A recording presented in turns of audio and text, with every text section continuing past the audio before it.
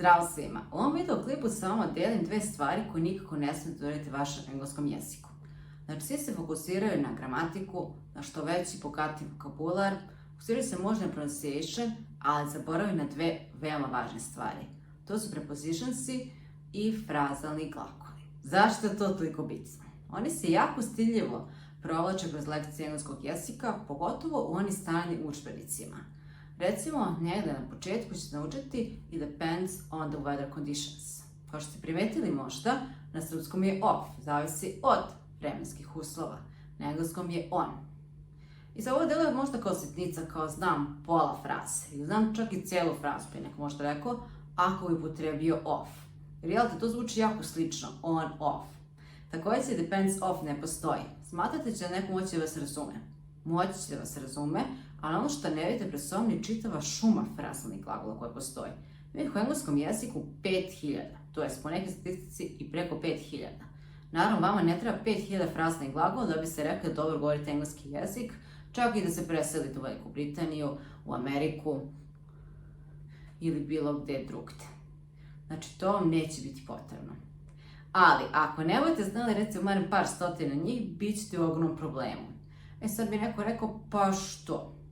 Zato što recimo postoji arrive in i arrive at. Ako neko hoće, može u komentaru napiše koja je razlika između arrive in i at. Kad koristimo jedan, kad koristimo drugi. Također ne znate možda da možda bude i get in, get up, get against, get on, get away with. I tako svaki, pogotovo ovih osnovnih glagola kao što su put, go, stop i tako dalje, come, imaju čitavu listu prepositionsa koji idu sa njima i koji imaju različite značaje, koji da, često mogu s drugom reći sa samene, ali native speaker će koristiti jedno i drugo. I sljedeća stalna greška koju ljudi prave kad konačno osveste da su im potrebni prepositionsi i frazalni glagoli, je što ih pokušavaju o tom potom da ih nauče napamet. Eto, sad ću naučiti sve frazalne glagole vezane za get, sve frazalne glagole vezane za go i rešili sam posao. Nažalost, niste rešili ništa. Vi ćete to naučiti, možete položiti neki test, ne kažem, dobiti 10, maksimalni broj poena i slično. Ali jedna stvar je položiti taj test, a druga stvar upotrebiti u govoru. Čak kad imate savršeno pamćenje, upotrebite u nekoj složenoj konverzaciji koja traja recimo malo duže, pa čak i na samom početku nećete baš osjetiti komfortno, u svim slučaju se nećete setiti da to primenite. A to je nešto što native speakeri koriste. Znači, to nije nešto što, eto, stoje udžbenik koji služi da se motiviraju ljudi. Pustite bilo koju epizodu Friends, pustite My Family ili bilo koju drugu američku ili britansku seriju, može biti novija ili starija, i vidjet ćete koliko se koriste.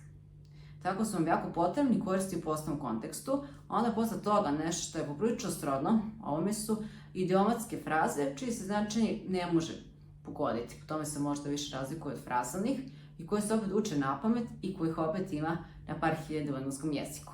Tako da lagano ih učite, primenjujte u govoru i ne dozvolite da vam se potkradu, kao nema ih slično. U mojim časovima ih radim jako pažljivo i detaljno, ali opet ima meru. Znači 5 takvih frazalnih glagola po času, to za neki srednji nivo je više nego dovoljno. Nema potrebe i naravno je sledećem času još 5, pa još 5, pa na kraju dođemo 20. To se radi dosta sporije. Zašto? Zato što jedna stvar da ja to znam, nekom izdeklamujem, a druga stvar da mogu zaista upotrebiti u rečenici. Su jako potrebni, nemojte ih zanemarivati, pogotovo ove osnovne, učite ih lagano i generalno nemojte budete lenji. Ako čitate neki članak ili nešto i razumete, možda jeste dobro poznatu terminologiju, otvorite rečnik bilo koji online i naćete značenje tog određenog frazalnog glagola. Tu je Free Dictionary, tu je Cambridge Online Dictionary, Oxford Free Online Dictionary i mnogi drugi. Vidimo se uskoro u sljedećem klipu. Pozdrav!